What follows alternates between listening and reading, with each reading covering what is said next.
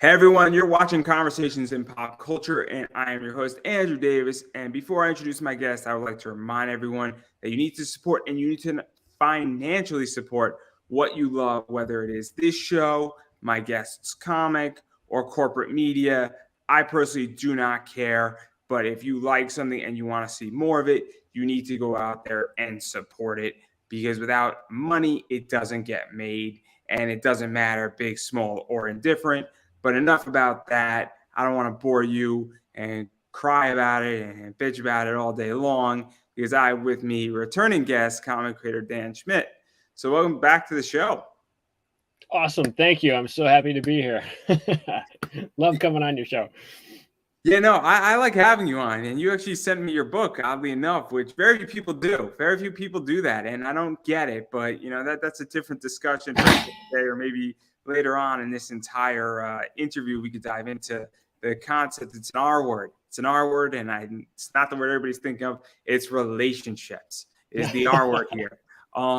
But enough about that, and maybe later we'll get into it, and we'll both get canceled. But anyhow, I do want to talk about your book, Worms Crawled In, because it is perfect for Halloween. You wrote it, you drew it yourself. I know you didn't print it yourself. I mean, you didn't do the actual physical printing of it, but you did self-print it in many ways. But what is the basic premise of this comic for those who are hearing about it for the first time? Yeah. So looks like this, right? And it's about 160 pages, black and white interiors. And it's basically... there's a lot of books out there these days about zombies, right? And, the undead and things like that. So this is a different take on that. It's not really about zombies. There's no apocalypse. There's no end of the world, hordes roaming around and things like that. So I didn't try to be that. This is a more of a character-driven, like a supernatural story. So it's about Delane is the main character, who is able to see and hear ghosts, right? Spirits, dead spirits. So Delane runs into another, essentially a dead spirit, Marco, and they begin a quest to get revenge against a murderous criminal who is perpetrated against them both. So they go on this big long adventure, So I was mentioning before about the relationship. So underneath all of that, it's really about people building friendship bonds and meeting new people and holding on to that. And how far would you go to help those friends that you really place value on in your life? So that's kind of what it's about. I was talking about something completely else in the entire comic. That's all right. That's all right. We read different books, right? But even to go further into your book, because obviously a lot of stuff is going on, and you have a weird circumstance where you have Delane, who is a psychic, sort of a spirit medium, who is trying to make money. She's somewhat down on her luck in a lot of ways. And obviously, her friend gets murdered. I don't think that that's a spoiler by this crime lord. And I don't think she's necessarily out for revenge in the beginning of this book, but obviously Marco, who is a zombie undead, kind of a scumbag type of guy, also ran across this guy, and then the two of them somehow meet. And well, I don't know if I would call it revenge at first, but definitely they want justice. And then it becomes a real question of what type of justice, what does Marco want, and what is his version of justice, what is Elaine's version of justice. And also there's a question of truth as well. And so what was this like really building this up? Because we don't really get to that till the middle of this book. But then those questions start occurring, and then other things start happening, and then other, I guess, gears sort of get into play, I guess, and fit into the whole system. Yeah. It's complex, I guess I would say, right? You were mentioning the different things that happen, the different gears that are moving, right? So it's starts off one way with an assumption of, like you said, revenge. And and as the characters grow, it turns more into sort of a redemption story, realizing those sins of the past and trying to find a way to make reparations, make amends for those things that you've done in the past, and then of course moving on with life. How do people do that? Which I think is a very common thing for us, for people to experience, right? We've all made mistakes in our past. We want to not be remembered for those mistakes and to try to grow as people. So this is a big part of that story. Yeah, to even get into it, and obviously I don't know the full thing, and I don't remember everything about Delane and Faith's relationship, the girl who got murdered. But obviously they had a weird friendship to some degree, and I don't think we dive too much into that friendship, but we know that Marco was definitely a bad type of guy. He wasn't perfect, and he made a lot of mistakes, and he had a lot of issues, and so he also has a very interesting redemption story. And I think also for Delane, it's very much a closure. And I find it very biblical in a lot of ways. And so obviously it's super interesting in that regard. But there's also the idea that you're also eliminating a crime lord at the same time, and you're getting justice. And so it's super interesting because it's kind of like they are getting something for themselves. I think for Delane, it's very much closure. For Marco, he's trying to free, I guess, his brother-in of the people who are trapped as a last act. And then, obviously, Delane wants the truth too. Because and the way I view things, and this is just, I think biblical, and it's also, I think, just practical sense, the truth doesn't change an outcome, but it makes an outcome sometimes easier to, I guess, temper and then storm and weather, for lack of a better word. Sure. And it makes it easier to move on once you know. It's kind of like if somebody's been missing and then the body's found of them, the hope is gone, but it also allows for the next stage to occur. Yeah, that's an interesting part of human psychology, right? Is regardless of if you can change an outcome, you just want to know. We all want to know. Finalization, I think, is the word. Yep. Yeah, having that closure. Because that's what you really touch upon, I feel, in your graphic novel. And it's a very interesting concept because me and Pat Shand, I don't know if you saw that interview, we were in the middle of that talking about the idea, do you deserve an end to a story? And I think it goes to the idea of finalization. And that's how I view your graphic novel in a lot of ways, is that it's definitely touching upon the idea of finalization. And I think that's something that some people say, I don't want a story to ever end. But there is a point when a story ends that it's like, cool, we're done here. And look, it's always fun to rewatch it. It's always fun to have a side story.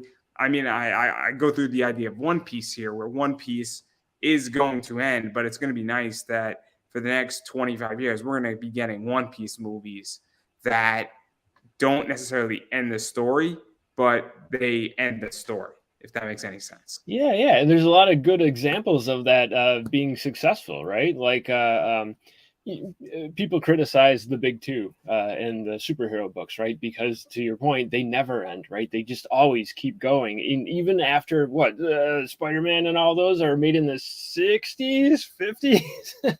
That's a long time to try to keep a character and that story going and to keep it interesting. Whereas, you look at the huge success that things like manga have gotten. And a lot of those stories are within, some of them are very, very long, but they're within a volume, right? They're a set of 10, 15 books in some cases, maybe more. But they kind of have a beginning and an end. You look at like the Disney stuff with Star Wars and what they're doing. Those Star Wars original movies had beginnings and ends, but they're able to continue the universe, the lore with other stories. So even though those Star Wars movies have an end, there's all this other stuff going on. So there's lots of different kind of examples of how those dynamics work, which is really interesting to see how people accept that and react to it. Yeah, because it's just very interesting because obviously, this is self-contained, your graphic novel, but it's also the story is self-contained too. And even just the thought of it and one of the major concepts of it, Obviously there's the concept of justice is in there, the concept of revenge, the concept of closure, but also the concept of finalization. And also the idea that I need finalization to move onward. Because once something is still open, it's kind of like if you have an open wound, you might get stitches into it and then, well, it's going to heal up. Doesn't mean that the wound doesn't hurt. It just means that now we can go on to stage 2 or stage 3. And you can tell that with Delane in particular. She obviously is having issues with moving on. And this is her ability to move on. And so it's just so interesting how it's very neatly tied up and how the book itself, there's not a number 2 out yet. And I don't know if you want to do a number 2 because that's a whole nother question as well. Because sometimes things are better left untouched when you have something that's done right. And sometimes going back to the well, it challenges credibility to some degree. You could also mess it up even more. And are you saying this was done right? I'm saying if you go back, you might fuck it up. Is what I'm saying. Yeah, absolutely. Touching on what you had mentioned about endings, right? The end, having that finalization. It's also fun to play around a little bit with what the expectation is of the reader, right? We've all seen so many movies and so many stories, read so many stories. And to be fair, a lot of those stories begin, middle, and end kind of the same. We are, just as humans, we are set to recognize patterns and put out those same expectations. So when there's a chance to kind of twist the ending a little bit, people really like that, and it's fun to do. So yeah, and let's even talk about that too, because obviously we're at a stage where everything has been done and then it has been done again in society. It is very rare that a new concept comes out. And obviously, and correct me if I'm wrong, you back a bunch of Kickstarters, you go to a comic shop at least once a month, or you order online, your local or your internet comic shop. I don't really care. I view them as the same. And then obviously you read comics. I read a lot of graphic novels. I have a Comixology subscription. So I'm probably reading about 15 to 16 graphic novels, some new stuff, some old stuff, some stuff in the middle. And at this point, everything has been done. And maybe 20 times out of the year, if I read 200 graphic novels, I'm like, oh, okay, I didn't expect that to happen. Or, okay, they took a different take than what was traditional. Or, oh, this graphic novel is off the beaten path. Sure. But a lot of stuff, I would say about 80% to 90% of what I read, it's predictable. It's not bad. It's just that, okay, I see the pattern. I get what's going to happen. I don't call it 100%, but I'm like, I know what the theme is of these 6 issues are. Right.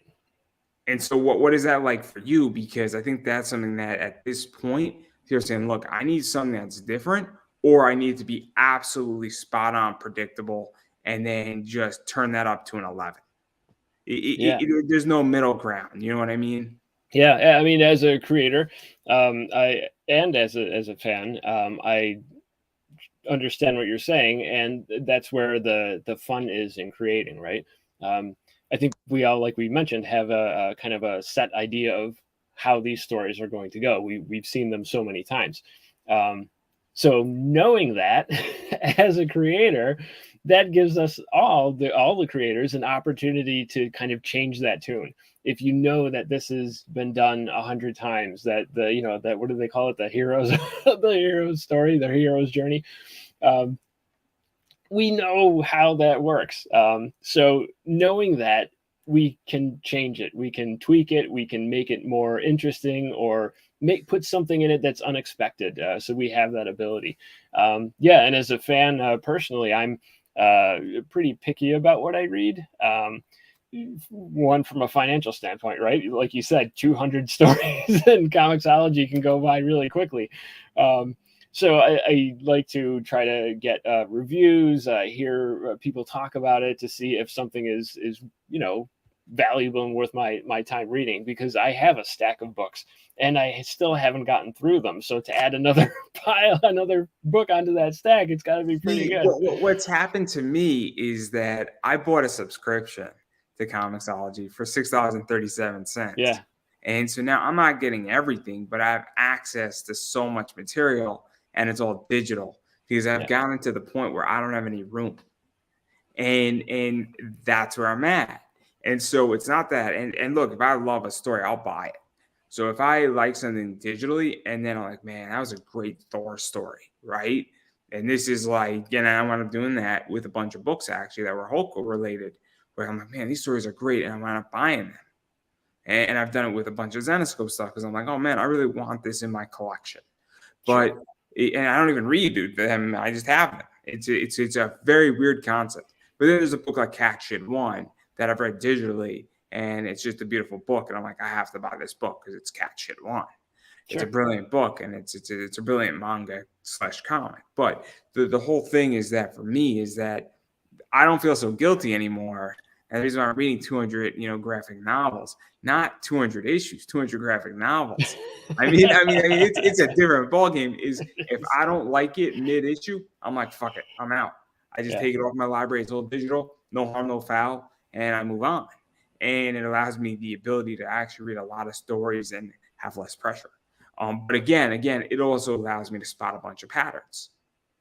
I mean, it's not that hard to realize that you could take Sonic the Hedgehog, overlay with Batman, take away the character traits of both Batman and Sonic the Hedgehog, and they are legitly about an issue and a part away from each other.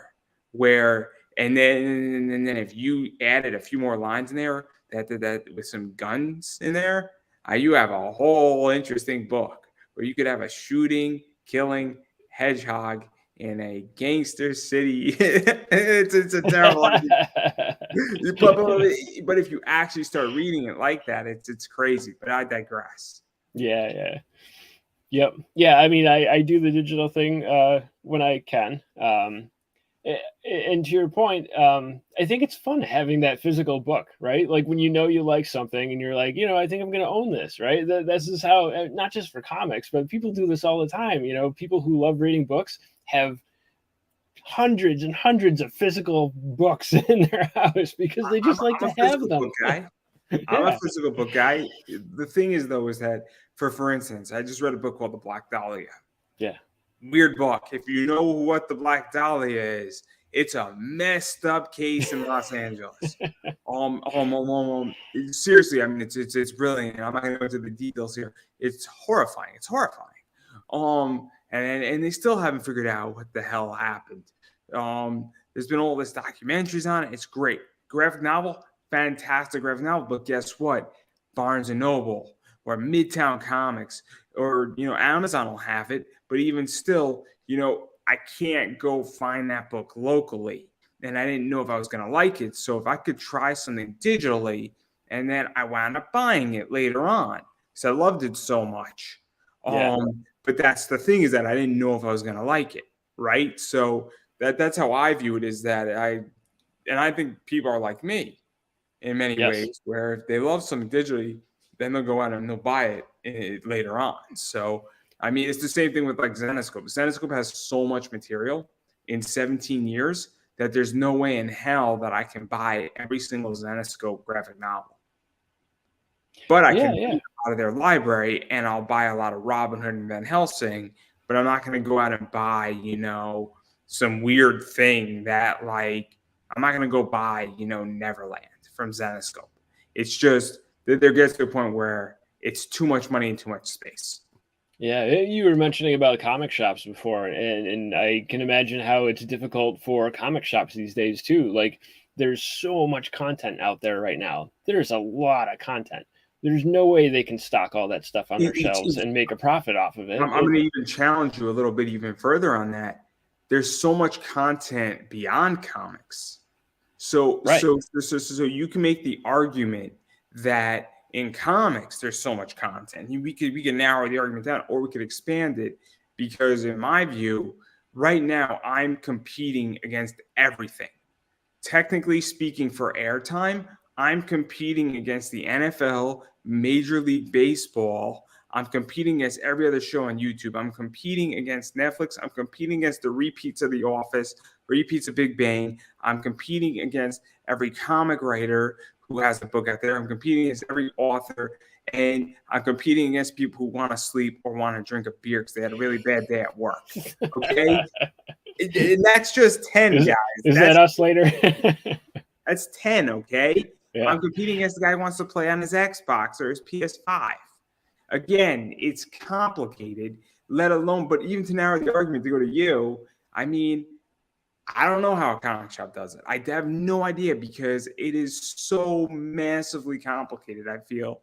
And there's just too many books. Yeah. There's too many at this point. So that's where digital shines, right? Exactly to your point. There's no limit to the library. You can have 5,000 books or more in a digital library somewhere, and you can just pull them down and read them as you like. And then, like you said, if you like it, hopefully these fans go out and buy the physical book if they like the digital copy, if they like the story. They just want to add it to their collection, right? The big bookcase in their house. So let me ask you even about that, because I don't know how you feel about this, but even to go on that, I have become very selective what I want to own physically. I've done this with anime, with Blu-rays. I'm a big anime fan, so there's certain things that I will buy in Blu-ray, even though it's readily available. It's not because, and then I sometimes watch it on Blu-ray, sometimes I don't. But also what I think has happened too is that we've learned a very valuable lesson in the last week and a half about Bleach with Disney. That got taken off of Crunchyroll, and there's some people who say, look, I don't have Disney, I don't want a Hulu, I'm already streamed out, and now I'm not going to be able to watch Bleach. And so, but if you owned all of Bleach on Blu-ray, you could watch it at any point. Not to mention that some people say, look, I want to own this anyway, so I own Dragon Ball Z in Blu-ray. I could watch Dragon Ball Z openly on Crunchyroll. So I'm very curious about you and how you feel about that. Where do you think that people are thinking about it more, saying, look, I just want it on my shelf because I like it so much, or saying, hey, look, this thing can disappear or get picked up? Because I think that's starting to occur in my world, where people are starting to say, oh, I get it. This stuff is not permanently on these sites unless it's, Netflix owns the series, for instance. But even still, Netflix at some point might sell a series to Disney. Yeah. This is, I think it's a generational thing, right? So if you are from an era where you're used to having physical things, digital is a convenience. If you are, let's say, a younger person and you grew up with digital, that's what you know, then physical things seem like a waste. You can just get it anywhere you want. To your point, I have had a Comixology subscription, made a lot of use of it. I liked it. Then Amazon kind of acquired, they had Comixology before, but they absorbed it into Kindle, and I'd never touched it since then.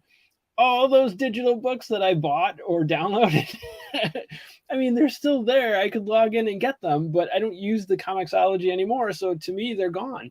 Regardless of the platform, if I go to Global Comics, right, it's the same thing. It's a digital platform for comic books. I could pull a bunch of stuff there. If for whatever reason I don't go back to it, then all that stuff that I read is gone. You could get it somewhere else, I guess. I have the same problem with movies, right? There's Disney Plus, there's Hulu, there's Netflix, there's Amazon Prime, there's all those different things. So, you hear of a movie or something you want to watch. Well, shit, I don't have that platform. So now I either have to go buy the platform for that one movie, or, what do you do? This is the struggle of the digital age, is trying to navigate all these different ways that things are offered. And then do I want to participate in this phenomenon of having 10 different services? It's very interesting because I don't have a Disney Plus account. I own Disney as a shareholder. Full disclosure, I'm planning to buy a lot more. I love Disney. It's the issue is that I have Netflix, I have Peacock, I have Crunchyroll, and I have WWE Network on Peacock, and I have IWTV. I don't have time for Disney. I'm at the point where I don't have time for it. So I don't feel like spending $10 for something that I'm going to watch for 6 hours once a month. It doesn't make economic sense at most. And look, I would love to watch Kim Possible and the American Dragon Jake Long, and watching, other things like She-Hulk would be great, and watching, all these Marvel movies that are fantastic. Like, I love Spider-Man No Way Home. I also loved when he went back home, but that's not the point. But the whole thing is that I'm out of, I guess, time. And that's the other thing too, is that, I mean, Peacock gives me The Office, and when I'm having a rough day, everybody, I sit back and I watch The Office for like 3 hours. It's not even that, it's enjoyable, but I'm also doing this show. I'm doing other things too. Yeah. So I don't have time, and I'm an anime guy. So I'm watching a lot of anime, and that's the other thing that I think people don't understand either, is that there gets to a point where it's just time is, there's only so much of it. Yeah. There's a lot of content out there. There's a lot of it. So speaking about that and getting back to your book, I mean, one of the things is that obviously your book is at least a year old, if not longer or older. And it's been out for a while. But I know that you produced the entire thing by yourself. Yes. Where you wrote the script, you drew it. I think you inked it, or you might have just straight out did it in inks. I don't know the full extent of that. I think you did the lettering, right? Yep. Or yep. Was there something you didn't do on the book? To what you said earlier, I didn't print it. Yeah, I didn't do that. Yeah, it's a lot. Took me like 3 years to actually put the book together. Like I said, it's probably about 145 or so pages of straight story. And then, of course, there's the extra pages in there whenever you make a book. So it took me a very long time to put it together. Nice thing about graphic novels or stories, like you mentioned, that have an end, is that you can keep selling it, right? You don't have to stop, or you're not hindered by monthly releases or things like that. You can buy it. Doesn't matter if it when it came out in October 2020, you could still buy it today, and it's just as good. We're going to talk about that, because I think this is a big problem in the comic industry that people don't get. But I want to table that for 1 second, so to make sure I remind me if I don't ask the question. But even talking about doing it all yourself, because I think people have a misconception that, oh, you're doing it all yourself, and that, oh, it must be cheaper, and there are advantages. And look, there are advantages. If you can draw and write in comics, you do have an advantage, because you don't need to go hire a team. But people also have to realize that you're not paying yourself either. And so there you go. So you don't need to raise capital. It is time. It is effort. I run this show by myself. And people think, because I run this show by myself, that you don't need to throw me money. You don't need to do this. You don't need to do whatever. No, it's expensive, because it's my time. It's my effort when I'm editing or building out graphics. That all takes time. And so what is that like for you? Because it is definitely saving you money, but people don't understand that you have a day job, or if there's another gig, it gets delayed in comics. Yeah. Or, getting those extra few pages, you're not going out to dinner, or you're not watching the football game on Sunday, you're cranking out another 6 pages. And I think people have a very misconception of that. The work that's involved is significant, of course. Just from the standpoint of, in order to do all of those jobs, you have to know how to do the jobs. So you have to learn and practice and teach yourself how to do those jobs. So that alone is an investment of time and effort. To your point, producing the book, same thing. Just because you're doing everything doesn't mean that it goes faster. In the opposite way, it goes slower. I have to write the story to make sure that the script is good. I don't just do pages and then hope they all kind of run together at some point in the future. I go through the process of making a very good script, the best that I can, and knowing that it's good before I start the art. And then, of course, I start the drawing. I do the inking, the penciling, the gray tones myself. I do the lettering myself.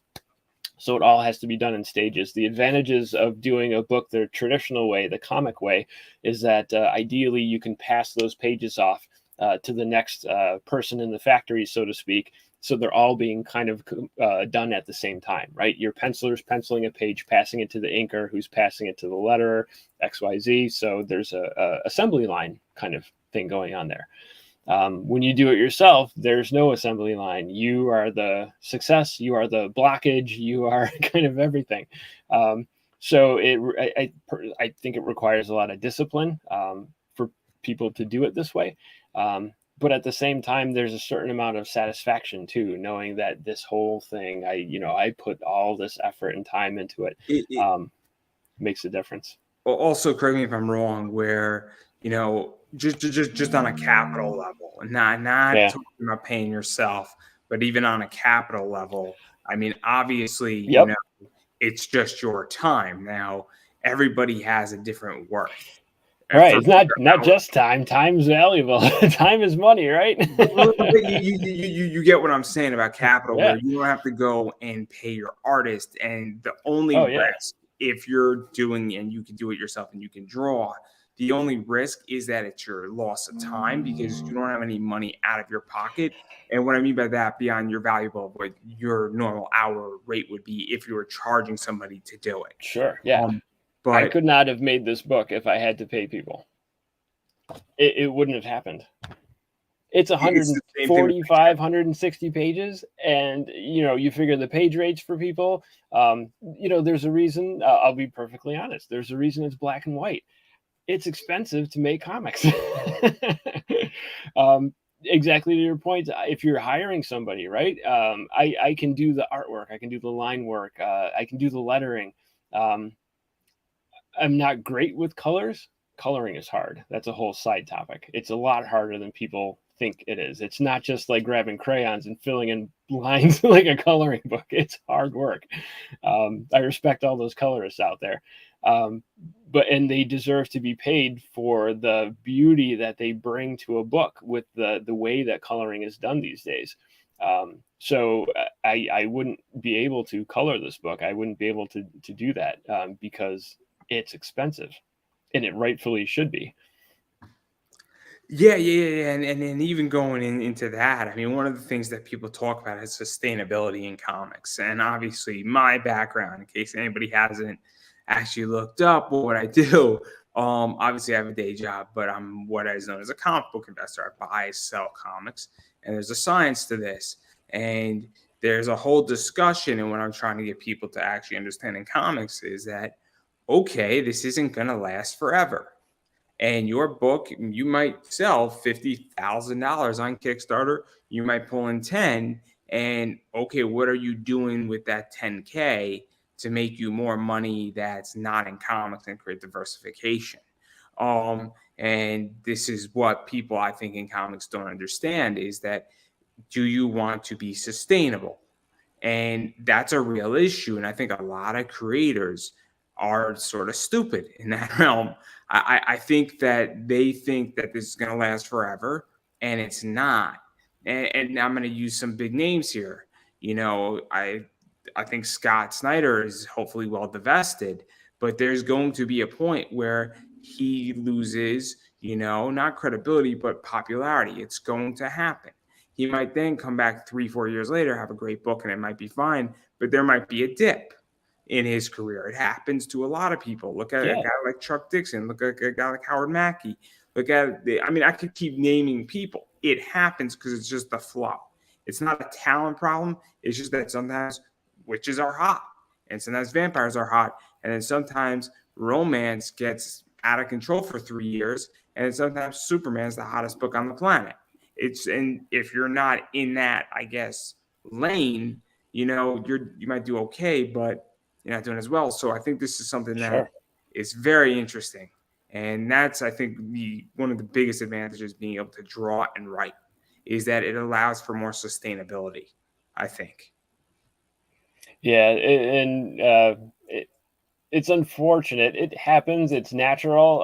How the industry changes like that. I've heard stories about when the 90s look, right? All those 90s books and artists and stuff like that. But then you had all these really popular artists from the 80s.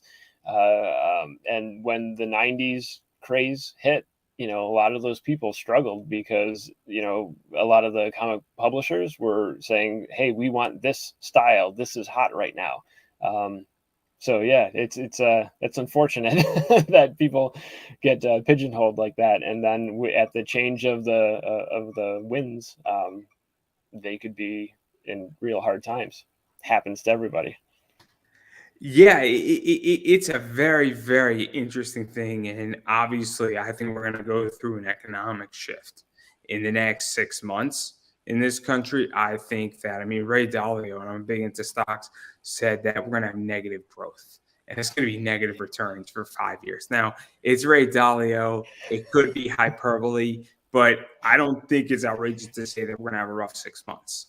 Come the first half of 2023, I think that's pretty much, I don't want to say it's a lock, but I think it's a very probable position that 6 months in 2023 are going to be a very, very interesting, realm. And it very well be that comics are suffering a little bit too because of that. Could be, yeah. I mean, you like the stock market. You've dabbled in it. It sounds like. I'm very, very, very invested. Yeah. I mean, that. These trends happen, right? It's just how the market goes. It goes up, it goes down. The last 2-3 years were unprecedented in the stock market. Even the experts couldn't figure out what was going on, why things were going up and down the way that they were. And this gets back to the idea of the long-term investors, right? We're not just doing this for quick hits on a day or a week. You have to be in it for the long haul. You have to get the diversification you were talking about, whether it's in your talent in comic books or in the stock market. You got to kind of that, and also bringing it back to this, and even what we were pausing for 1 second there with your book. And doing it. And this is the other problem that I think comic creators don't actually understand is that you want to create a tree that produces fruit. You want to create a productive asset comic.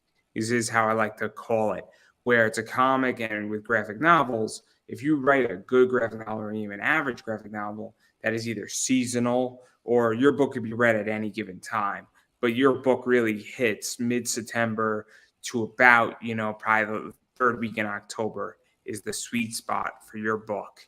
And you can make a lot of money that way. I mean, you could easily pull in, $5-6 grand in a very short amount of time, but you could do that for the next 30 years. And this is what I think creators don't understand is that, and this is when you have a monthly release, for instance, great, your book is hot for 4 or 5 months, maybe 6-7 months after, but then you have to figure out how to market it all the time. You have to figure out how to push it out hard. You have to figure out that you are sort of tied to a publisher versus creating something that could be sold all year round and it does sell. And then you have a particular area where you can do very well in a very short amount of time. So what is that like? Because that's where the real money comes in, I feel. In comics is the ability to have, maybe you got 2 months to sell a book, but you sell a lot of books. And then throughout the year, maybe you sell another $3 grand worth of the book. But if you're selling $30,000 worth of a book in 2 months, but again, it's already produced, it's already taken care of. Yeah. I mean, that's what I like about the whole manga thing, right? Is exactly that. While there are serial aspects to it, it's kind of got a beginning, middle, and an end. And it doesn't matter if it came out, recently or 10 or 15 years ago. You can go still pick up the volumes, and they're just as good. You don't have to worry about, like you said, the monthly thing, or trying to get people interested. Word of mouth happens and kids go and they find these books because they're good and they're easily available. You can get them just about anywhere. So I for me personally, as a creator, that's what I think is interesting. Not necessarily making the monthly serial books, but putting out just a book, right? It broadening the mind a little bit instead of just looking at how the Western comic area is working. Look at all the books, right? If you look at sequential art in general, Raina Tellemeier, I think is her name. I probably screwed up the last name. Does fantastic with serial.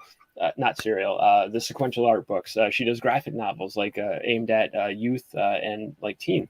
And she can sell them all the time. They're one and done books, right?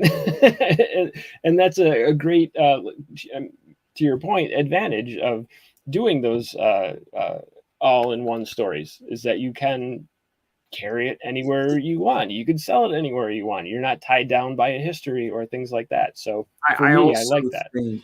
I also think that, you know, it's if it's well written, and this is where I think that people in comics mess up, right? I think a lot of people in comics are pursuing publishing deals, and I think that the answer is not to pursue a publishing deal, but why don't you figure out how to build your audience and then do it yourself, and then basically create it so that you're selling 40 of these books every single month. But then you have book A, you have book B, you have book C and book D, and you're selling 40 of each type. You know, you now have something that's operating in perpetuity. That's the word I think that people mess up. Like, I'm a dividend stock guy. So every month I get my dividends for doing nothing. It's passive income. And now I've worked my ass off, and I take money and I move money around. I sell things on eBay. I'm buying and selling comics. But again, I have basically created perpetuity.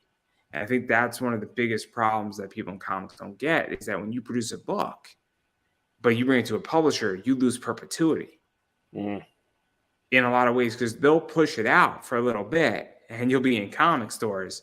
But really, is that where the money's at? Or are you better off almost producing 10,000 copies of your book, going to cons, and handling it that way? Yeah. Speaking of passive income, I just started getting merch on Redbubble for my book. I haven't really done that before, so this is new for me. But yeah, I can take images, pictures, logos, put them on products, and then I don't have to do anything. It can sell by itself. I don't even have to administer it. Which is interesting. I don't have to keep boxes in my basement and mail things out. That's another thing. It just goes. There was a famous debate. I'm not going to say who, and this came up between two creators. It was a shit show. Very, very, very honest about it. And if people know what I'm referring to, you know what I'm referring to.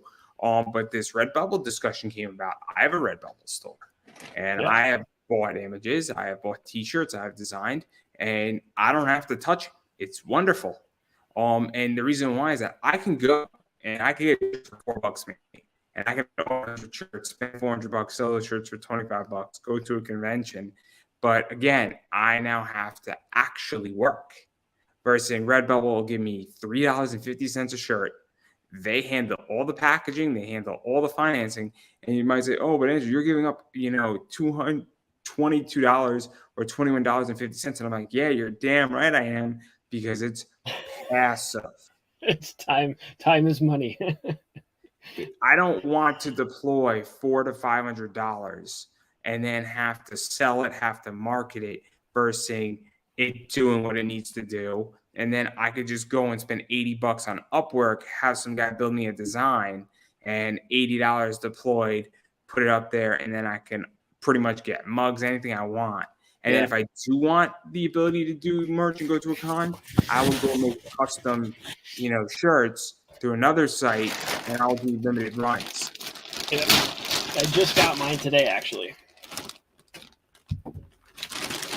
And so it's very interesting. I think this is one of the things that creators are not getting is that, and this is just my opinion. Look, I haven't created a book, so I may or may not have the clout to truly talk about this. Yeah. But I think on a business level, I think I have the clout. Yeah. So I didn't have to do anything. I don't keep it in my basement. I don't have to package it. I don't have to put it together and mail it out at the post office. So, I mean, different people have different ways of doing things. So, if you are one of those people who prefer to get boxes of product and keep it in your house and then go through you will make more money that way. There's more, you get to keep a bigger cut of the money. You got to put in the work, right? But you have to actually do those things. Yeah, I mean, and look. I mean, I'll throw this out to you. If I go to a con, I have a T-shirt. I'll show what my T-shirt looks like. Everybody, this is my Redbubble T-shirt. So I have that shirt. I don't always eat tacos, but when I do, it's at Londo Bell. It's a Gundam T-shirt. Gundam is big right now. Gundam's only getting bigger. That shirt is a good shirt. It hasn't done the way I wanted it to do yet, but it exists. And at some point, when I'm hoping for, somebody's like, "Oh, that's a great shirt." Or if I go to a Gundam con, and there are some, or MechaCon down in Florida, I might just get 3 types of those shirts. I might just go down as a shirt vendor, and I guarantee you that I will clean house.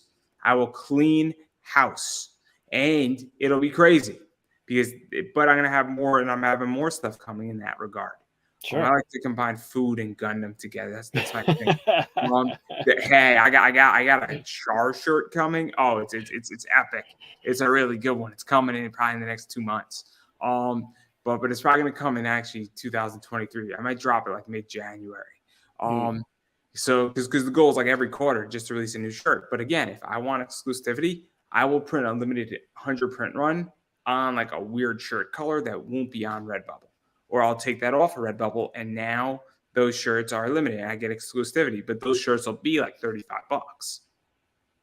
Yeah, and just like if you go to a concert and there's guys out in the parking lot selling T-shirts, that makes sense. If you're going to be someplace where you're face to face, like at a Comic-Con or something like that, take a box of shirts. Absolutely, go to a T-shirt maker, get a whole bunch of them made, and sell them like hotcakes. But if you're not going to a con and you're doing a lot of stuff online,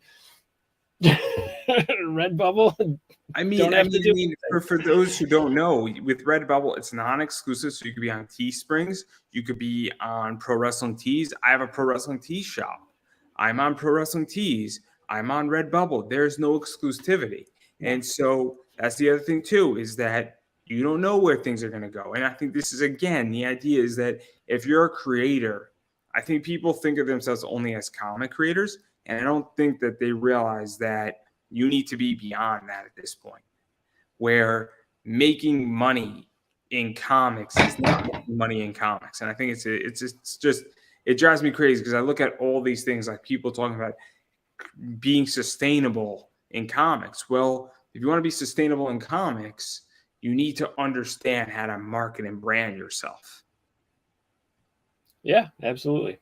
And that's hard, right? It's when you spend a lot of time creating itself takes a lot of time. So when you spend a lot of time creating, like you said before, there's only a certain amount of time in the day to do things. So you kind of have to pick and choose wisely what you're going to do, when you're going to do it, all that stuff, including the marketing and the promotions and the T-shirts and all that. It all comes out of your day. I also think that, unfortunately, the divide is both growing and shrinking, where comics in the last 5 years has become a hell of a lot easier to produce. And it's been a hell of a lot easier and cheaper. 1 second. So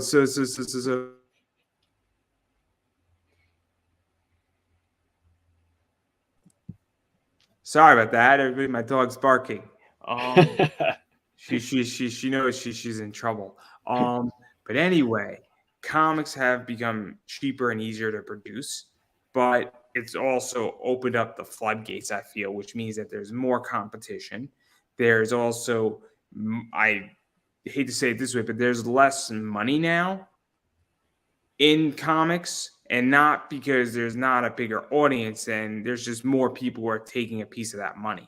Where if there's 100 people and there's only 90 people who could get every project, now if you have 150, well, that means that 60 projects are, going. People say, well, people and me have had this discussion, and they've said, well, if you back Dan's book, you're not going to back Andrew's book.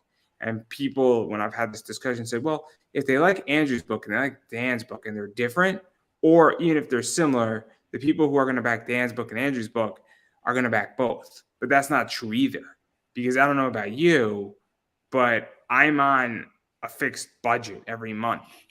If that and it has nothing to do with not having a good job or fixed income. It's just that I have X amount of money for entertainment every single month. Sure. And so Yep. if there's 6 books that are great, but I can only get 2 of them, that doesn't mean the other 4 isn't what I want to buy. It means that I have to make that choice. I can't get all 6. And I think that's the issue. And I think it has nothing to do with, somebody having a bad book, because it's happened. Yeah. Which I feel is the importance of selling outside of Kickstarter. Kickstarters are great. Indiegogo's crowdfunding is great if you're trying to get that initial push to get it out there. But you have to be able to sell it other places, like have a store or a website or some other place, because exactly to your point, not everybody is going to spend, $1,000 on Kickstarters, in a given time frame. So if you can sell it other places, maybe they don't pick it up on a Kickstarter. Maybe they get it somewhere else. Or even just offering it in time wise. I'll give you an example. I just had Pat Shand on, and he did Prison Witch. So sometimes somebody might have missed the Prison Witch Volume 3 because maybe there were 6 other Kickstarters going on. Maybe they were having a rough month. Maybe they were maxed out on their entertainment. Guess what? You could go get the $6 trading card tier with Pat's book, Destiny New York, and you could add on Prison Witch. Yes. Because sometimes it's not even the Kickstarter problem. Sometimes it's just the timing. Right now, I'm in a position where I have money because I have a job now. But 3 months ago, I didn't have a job. So I wasn't going to go and back somebody's Kickstarter I wanted, or I had a little bit of money. I was selling stuff on eBay, but I had to make choices. Now I still have to make choices, but I can afford to go back Destiny New York. Fast forward, if I didn't have my job, I wouldn't be doing that. Yeah. Because, and then let's say that 2 months after this, I would have gotten something and he ran something, had all 6 books of Destiny New York, I might have picked it up because it's just timing because of cash flow. And I think that's the other thing too that people don't understand is that sometimes it's not even the idea that there's 4 good projects and somebody just doesn't have the money for all 4. They want all 4, but if you offer me, project 2 in 2 months from now, there you go. Or Christmas is coming up and I know I have expensive bills. So guess what? I'm probably not going to be backing too many big campaigns coming up because I got to take care of Christmas. That's coming in December. Right. So after this Pat Shand Kickstarter, I'm probably going to be taking a break till January, February, because so now if you have a great book in November, sorry, I guess. But if you offer it to me in April, I'm past massive expenditure, I might be a buyer. Yeah. And I've seen creators these days now doing that, where they offer, if they're doing like a monthly, not a monthly, but like a serial book like that, they'll do the add-ons now. I'm sure you've seen it too, right? And say, here's issue 3, we're on issue 3, but as an add-on, you can get 1 and 2 or something like that. So it gives people the opportunity to catch up. But it's still dependent on the platform, Indiegogo or Kickstarter or whatever it is, for people to catch that when it's going out, as opposed to a standalone store, a website, or whatever it is, where regardless of if you're running a crowdfunding, anyone can just go there, find it, and buy your stuff. Yeah, and even going outside of that too. I mean, obviously, when you're running a Shopify store or you're running another type of store, I think that that's just as important, and I think there are real advantages to that. And I think a lot of people are trying to figure that out too. Look, I don't have a Shopify store. I run on eBay. And the only reason why is that it's just easier for me.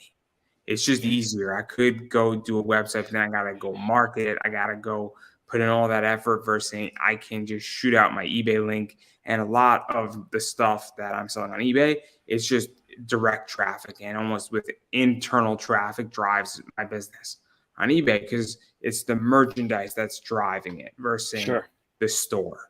Yep. which is what I want. I mean, that's the way my business is set up, which is different than when you're producing a comic. It's really the comic and you that are the driver versus other people's merchandise. But it's super interesting, and obviously, I don't disagree. That it is up very much to a fan to catch that stuff, and when people are running. Yep.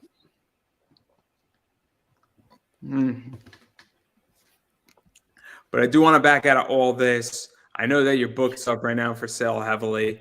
I know that's coming. I'm going to give you a chance to promote that. But obviously, I do want to back out of your book and talk a little bit about horror comics in general.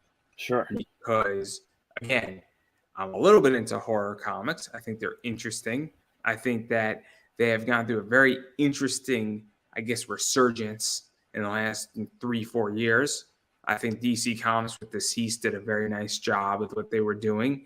I think Something is Killing the Children is very interesting. I think, obviously Boom is hitting, an itch. And I'm curious how you feel about horror comics, because while I still see things doing well in that area, I also say to myself, it's hard to scare people now. Beyond the obvious things. I mean, if you have a kid and your kid gets kidnapped, you're terrified. But that's not really horror. That to me is natural fear. Sure. To make somebody really scared, because there's a difference between being fearful, creeped out, disturbed, right, and then being terrified, I guess, or horrified. So, I mean, if you watch true crime and you watch a heinous crime or disappearance cases, that shit freaks you out. And that's scary. And that's terrifying. I mean, I was watching a case about the two girls who went missing in Panama. That case, that case, it makes your hairs on the back of your neck stand up. And if you don't believe me, go watch that thing and you're like, oof. Yeah. I think it is. If you don't know that case is creepy. There's that's a big difference, right? Is real, I guess, horror is hopefully the stuff that sticks with you afterwards. That's what makes it scary. Is like when you're done with it and you stop watching it or you put it down, you keep thinking about it and it bugs you when you go out to get that bottle of water in the middle of the night or whatever it is, right? You think about that stuff. No. That case made me not want to leave the U.S. anytime soon. Right. You don't want to do that, so it's stuck with you. So that's terrifying. Absolutely. That case. If you don't know what that case is about, the basic premise for those who want to know what it's about, because I'm sure, is that there's these two girls who went to Panama and we're gonna spend, I think, a month or 2 or maybe even 4 months teaching. They arrive into Panama about a week early and they go exploring. And there's this trail. And they just kept going, walking on it. Now it gets creepy, right? They're not heard of on day 1. Day 2, 19 days in, they're not heard about. Their backpack disappeared. There's pictures of them up to a certain point, and then there's all these weird pictures. There's 4 or 5 weird pictures. Then there's 2 519s. But one of them is missing. And the only way to get that one off and can't be recovered is that it had to be manually wiped. Now their backpack appears clean as fuck. Folded up, no money's missing. And then basically their bones are found. Oh, wow. But there's all these weird photos. There's photos of abrasions on them.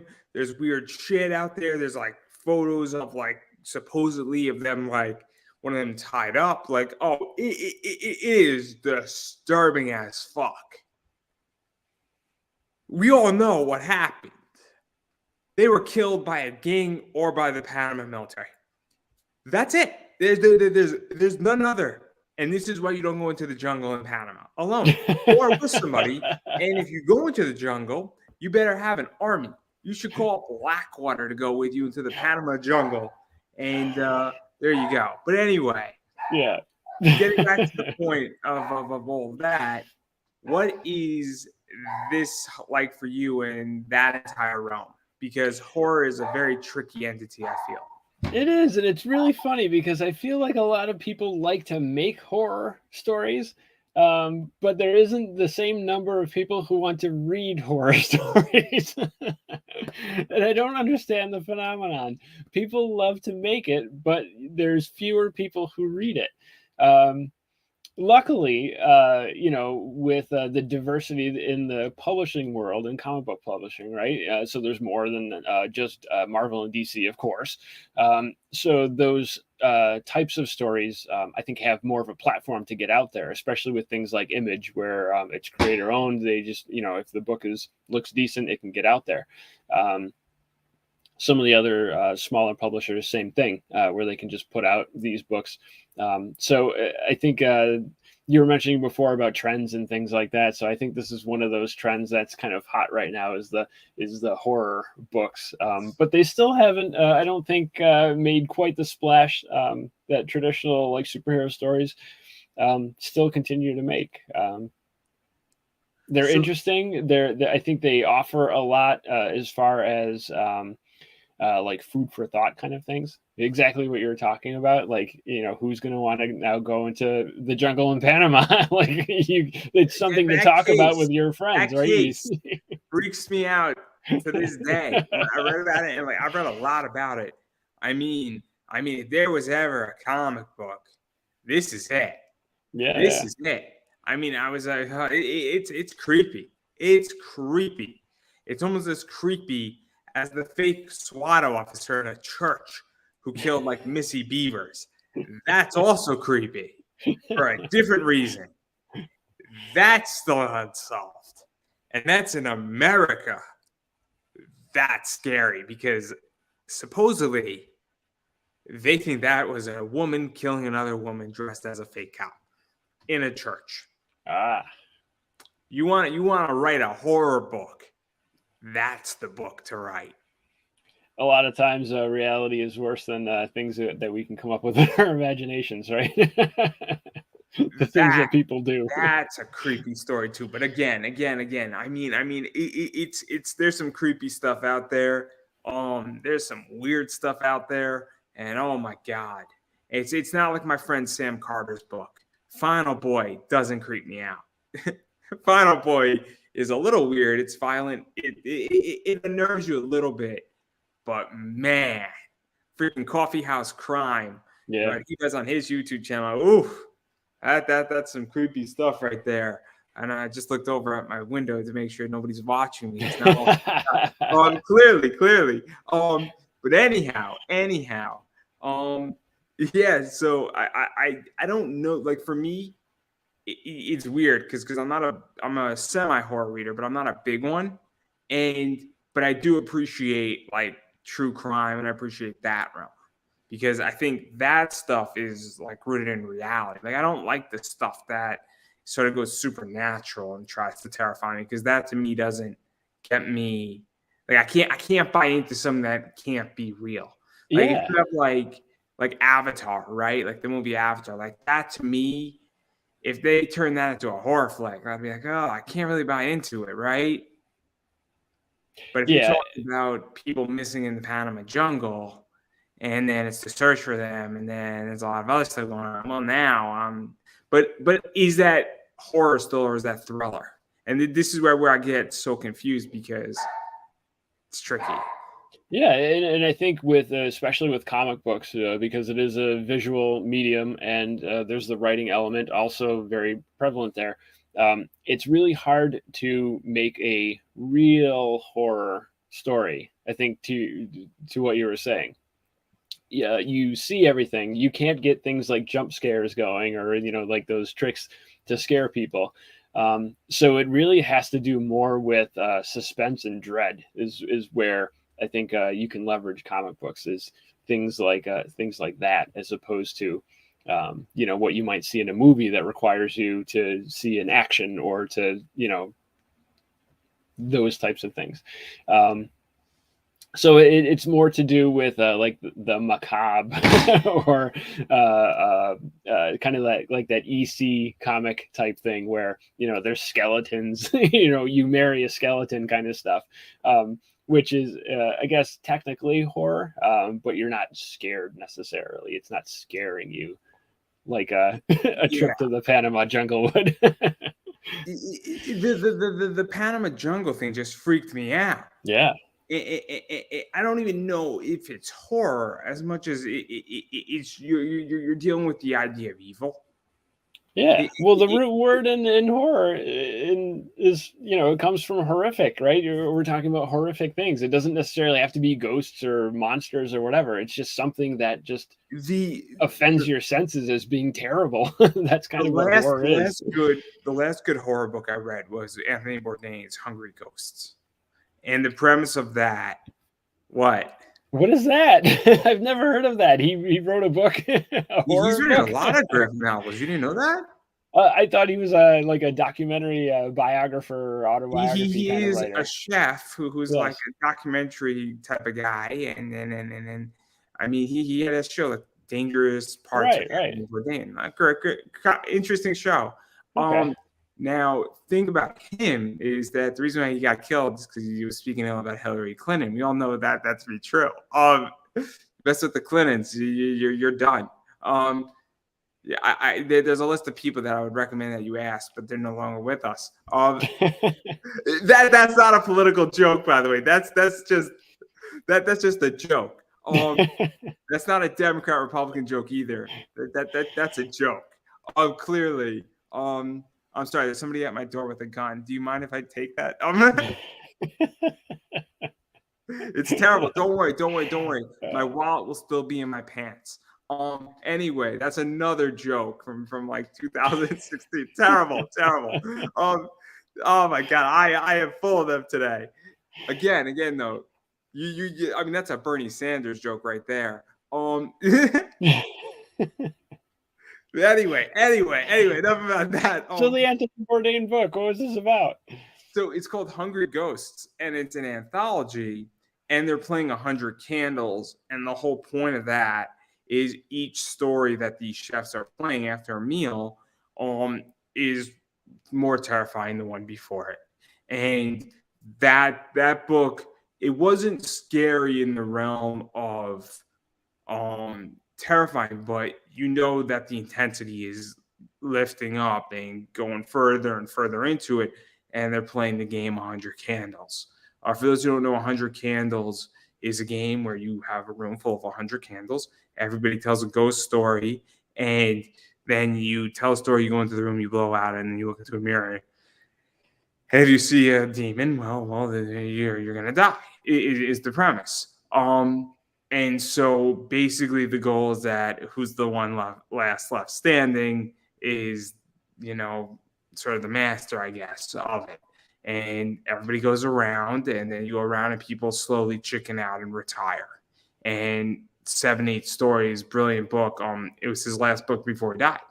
And very, very, very interesting book because, you know, it's called Hungry Ghosts because, well, you know, people are playing are interesting, to say the least. And yes. So a very, very, very interesting book. Wasn't even that expensive. It was like a $15 hardcover book. Pretty reasonably priced. I still think it's pretty reasonably priced. But again, it was sort of terrifying because you're like, okay, we're now playing this game and everything is being raised up a notch with each story. And how far does this go? And how horrific do we go to? Sure. And a brilliant concept because it's an anthology with a bunch of different creators, but it's all the same writer. There was Anthony Bourdain and then his writing partner basically worked together with all these top creators, and it was brilliant, absolutely brilliant. Well, I'm gonna have to look for that. It's almost as good as his ramen fighting book. That was an awesome book. I don't know what that is. He basically wrote a almost manga comic type book of like a ramen, guy who's a ramen person, but like he's also like an excellent martial artist, and like people are after him, and he's like defending things, and he's doing it was brilliant. It's so brilliant. Like it might be like sous chef something, and it's brilliant. It's so good, and it sounds so stupid on its surface, and it's so good, and it's so stupid, but it's so intelligent. And I was just like, fuck. I'm like, this is gonna be either really bad or really good. I'm like, fucking Christ, this is brilliant. And I'm like, I want like 9 more of them. Like, he's not alive, and I'm like, fuck. Oh, it's just terrible. It's just terrible. See, there are still some original ideas out there. It's almost as good as my friend Dashel. He does Shotgun Samurai. Think about that, right? Tell me what I said to him after my first interview with him. I said, dude, just make a fucking B movie, man. You're gonna make so much money off of this B movie that you don't even need. You need like $2 million. Like I could find him $2 million and raise him $2 million on like junk bonds with seconds. The people who will invest will get like a 300% rate of return in legit like 18 months on their junk bonds. It'll be insane. Like, you could probably make the movie for like 200,000 if you really wanted to. Sure. It doesn't have to be good. It just has to be bad enough that it's good. Bad movies are very popular. People love bad movies. He'll make so much money. It'll be so stupid how much money he'll make because everybody will buy it and be like, I knew this thing was going to be rough. The fact that I bought it for $7 digitally, and now me and my friends are going to be watching this at least 4 or 5 times a year after we get home from the liquor store. Oh, it is. But I digress.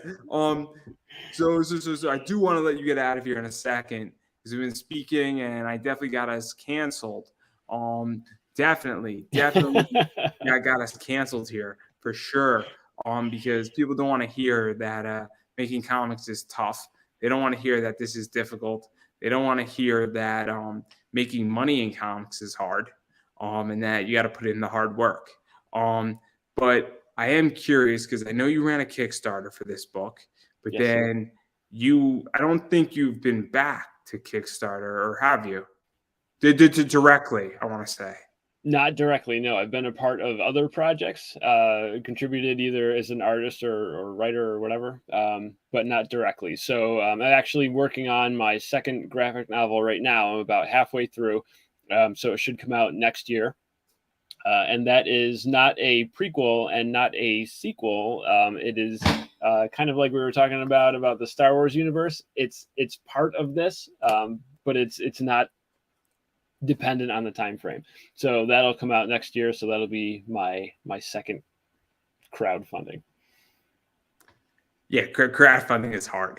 Yeah. I had a rough go at it. I had a very rough go at it. And some people are nice and some people are horrible people on Kickstarter and in the comic world. I mean, hey, it's people, right? Anytime you put like hundreds and hundreds and thousands of people together, there's bound to be some bad seeds. It just happens. What I learned very quickly is that some people get it, some people don't. Some people, and I'm seeing it right now, and I'm curious your take on it. And again, this is the part where we get canceled, is that I am now starting to see certain people understand how to ask for media, build relationships, and don't have a media problem when they want to get their book out there. And I'm also seeing a bunch of people who do have that problem, and they don't understand the R word, relationships. There's a lot of R words, and I like using a lot of R words. Royalty is a good word. I love using words here. But I think, I'm starting to see that people are shooting out on Twitter and on Facebook, hey, who has a show and they want me on? And it's like, but the reason why I'm not biting at those people is that I have legitimately a bunch of spots open, but I'm like, you don't say hello to me. You don't like my content. Why do I want you? Not you, but like all these people. I'm like, and then they hit me up and I'm like, oh, what are you bringing to my show? So I think that it's very interesting with what's going on. And that's just how I view Kickstarter, is that I think it's fascinating that people attack, a podcaster on Kickstarter, and yet a lot of these people need the media, and then they're like, I don't really get asked for interviews, and I'm like, well, maybe you shouldn't attack the guy because you don't think that I don't speak to other podcasters and we don't have conversations. I mean, really, did you not think that this doesn't get around, that you attacked another interviewer directly and indirectly? Yeah, no offense to anybody in comics, but it's a very small world.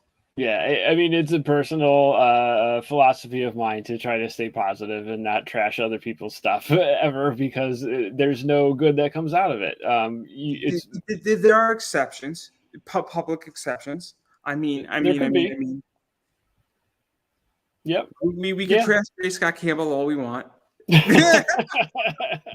I mean, that 601 cover, God, what a shame. I mean, what a horrible human being he was. I mean, well, that's something people say all the time about this, specifically about this independent comic book area space that, we're dabbling in, is it's a lot of relationships. It's a very small pool, relatively speaking, of people. So, people talk and word gets around. So, like I said, just best to be positive and try to stay on the good side.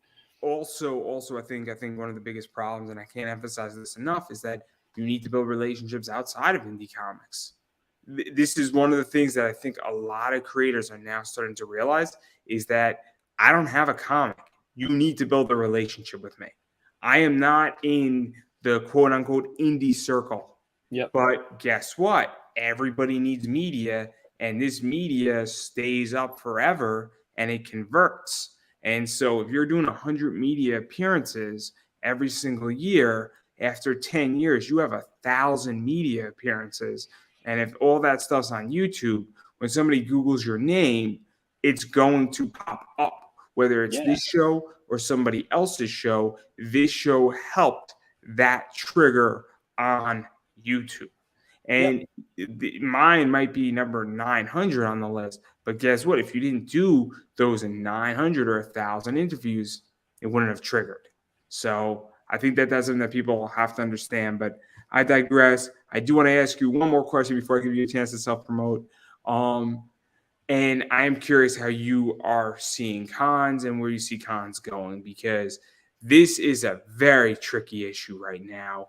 I don't know how New York Comic Con went. I actually didn't bother to look at any news on it. It actually did not pique my interest at all this year. Conventions, I've been out of the loop for almost 3 years now. I haven't been to a con. I don't know if I have a desire ever to go back. I personally do not see the point, because I am getting about 85% what I want by sitting in my house, which is ludicrous. It's ludicrous. I mean, it's mind-boggling. I haven't been to a con in a very long time. Of course, COVID aside, even before that, I did go to New York Comic Con when it was, geez, this is go back years, when it was first created, and I enjoyed it. I'll admit that. It's quite a spectacle. It's cool to walk around the floor and see all the different stuff. I'm not saying anything new when I say that it's not really a comic convention anymore. It's really just a pop culture event. It's a pop culture thing. So you can get toys, you can get collectibles, you can get statues, you can get mugs. You there's you get that too. So there's so much stuff that goes into those things. As far as like where they're going in the future, I mean, kind of like I would guess the same way that the comic stores have gone is that what you were saying before about diversification, right? A comic store isn't just about comic books. It's about card games. It's about RPGs. It's like so much stuff now. Pop Funkos. Yeah, absolutely. So, I mean, comic conventions are kind of the same thing. The comic side of it seems to have been fading away, at least for the very big ones. Look at Hot Topic. And it's everything else. I'm going to ask you a question about Hot Topic. So, when you think of Hot Topic, what do you think about? That's a very specific time frame. Hot Topic, the store? I'm going to throw a word out, and it's going to be slightly offensive to some people. I think of that goth music type of vibe, right? Yeah, yeah. Sort of alternative culture, if you will. Yep. That's what it Now, services. Yep. that's what Hot Topic when I was growing up. I'm 29, so I think I'm a little bit younger than you are. But I think that relatively our generations, if we're not in the same generation, we're pretty close to it.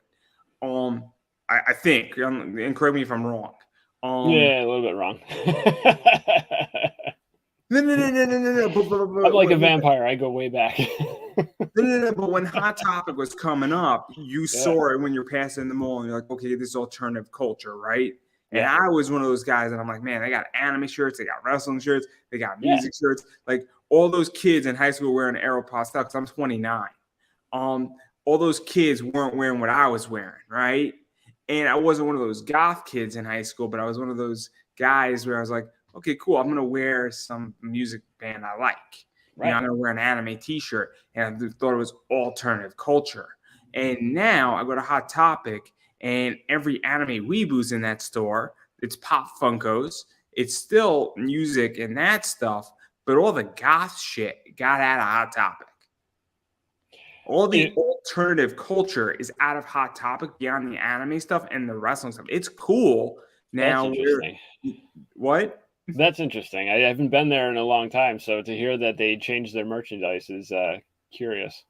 But like now, you go into Hot Topic, the football quarterback and the nerd who's going to be a computer science major who plays with Legos and a girl doesn't want to talk to him are standing next to each other talking about Pop Funkos and Hot Topic. It's crazy. It's crazy. And I'm in Hot Topic, and I look like the nerd, and but I also look like I'm functioning. It's weird, and so like that's how I think Comic-Con has become.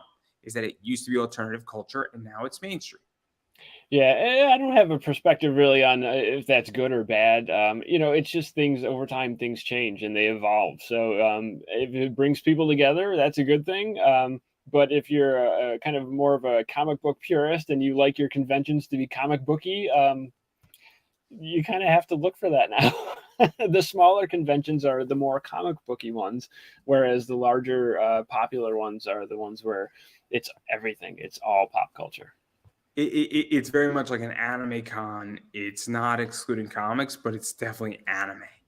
And I'd love to hear from people if, people who sell at those things, like other creators and stuff like that, if they find a lot of their sales come from the smaller conventions that are more comic booky, or do they make good sales at the large conventions or better sales at those ones? That would be curious to me. I don't know anything about it from that, but what I hear is that it depends on the con. So I think New York Comic-Con is tricky, but I also think that like Merc Mag was in New York Comic-Con and they probably did well, but they're also not indie. When you do 100,000 on Kickstarter, you're not indie anymore. Yeah. I hate to say it. But then again, you can make the argument that Pat Shand did 100,000 with one of his books, but his books usually do about 35 to 40. But even still, I mean, he had a runaway book. So you could have a runaway book. But, with Destiny New York, he's going to probably do about 35,000, which is it's upper really echelon indie. But Pat Shand has been doing this forever. So, but my point is that, even still, though, I consider that to be indie. But if you're doing 100,000 in every single one of your campaigns, or even doing like 80,000, you're not indie anymore. You're not mainstream, but you're small publishing, you're small press. Yeah, okay.